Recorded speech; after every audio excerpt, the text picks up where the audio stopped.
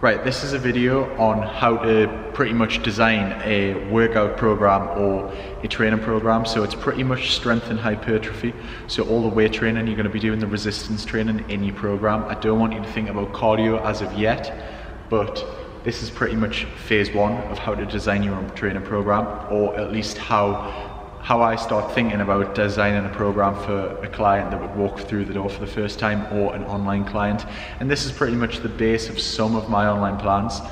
So the first thing to think about is basically, well, the first thing to categorize the exercises, depending on however many times a person is training per week, is pretty much upper body and then lower body.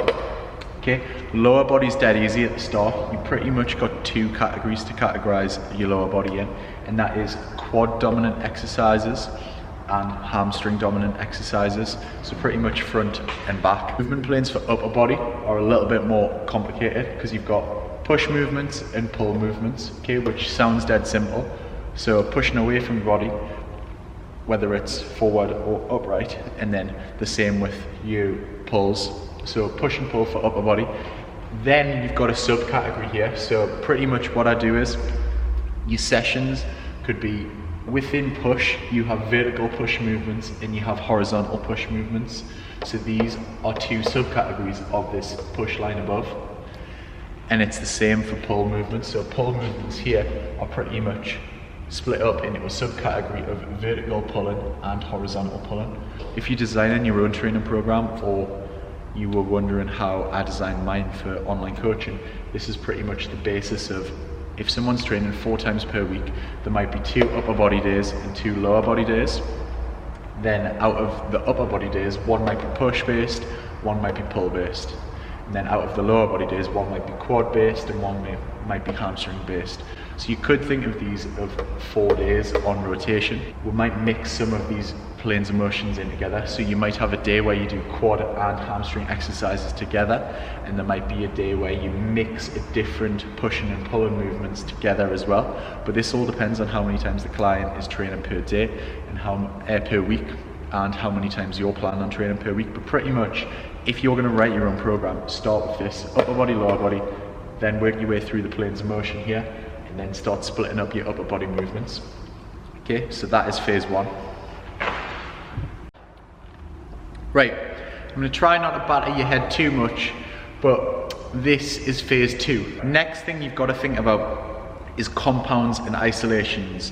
So compounds are gross movements where it involves, it's a lot more strenuous on your central nervous system, and it involves multiple muscle groups working together. Okay, these are your bread and butter. These are what should take the majority of your workout. Okay, your compound lifts are pretty much here in this little section in this column. So whatever training day you are, you might want 1 or 2 compounds, but you should pretty much start with a compound lift. So if you're on a push day for upper body, so vertical push, you go push, vertical push, and then you are going to look at this compound list here. So overhead press with a barbell or a dumbbell press, any basically pushing movement above your head, okay, overhead pressing.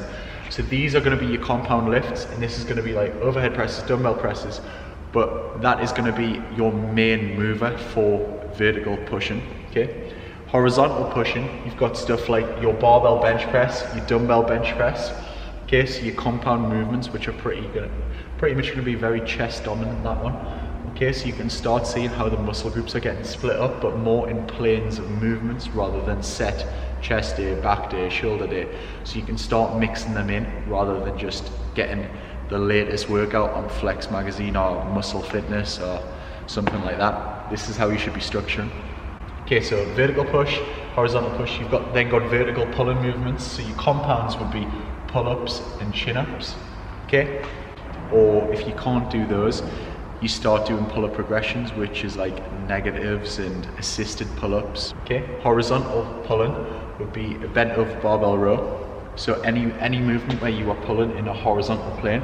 Okay, so a dumbbell row, whether it's 1 arm, whether it's 2 arms, whether it's chest supported, whether it's bent over, but basically any horizontal pull with a barbell or a dumbbell. Okay, then you've got your quad dominant exercises.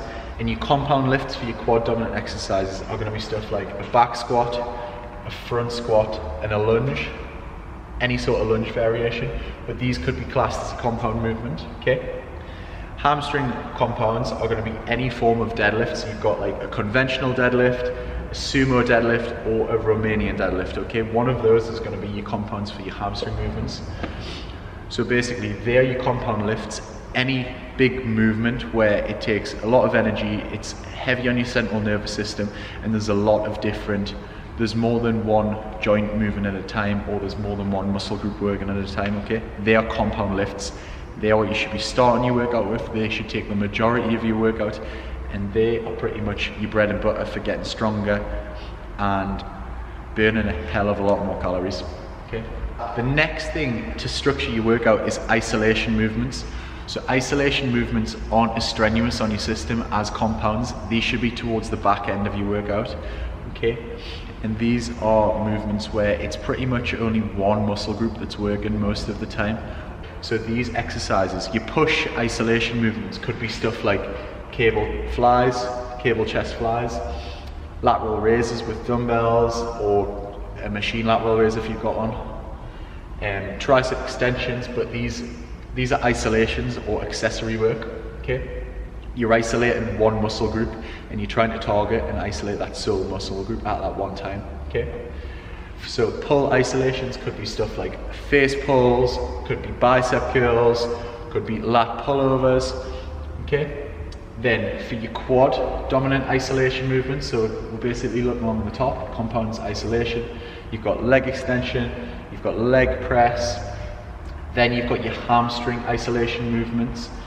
So this could be like your hamstring curl, so if you've got one of their machines, or a dumbbell hamstring curl, or your famous glute kickbacks, which all the Instagram hoes are pretty much doing at the minute. But this is why I've made a little joke of that, okay? Because people are focusing on the little things too much right at the end, whereas they should have compound lifts. Girls think that they are gonna grow some killer glutes and like amazing legs by doing a million glute kickbacks, or those little, you know, donkey kicks that all you see, all these Instagram fitness chicks with Gymshark leggings and stuff like that. I'm calling Gymshark, that's harsh, but all the girls who are sitting there with yoga pants that you're like pining over on Instagram, they aren't doing glute kickbacks for an hour a day like what they think on Instagram, but it looks cool on Instagram. The stuff they are doing first is they're probably doing 5 to 10 sets of barbell back squats or front squats or Romanian deadlifts, and that's what's growing their arse, and that's what's making them look and develop that sort of muscle growth, okay?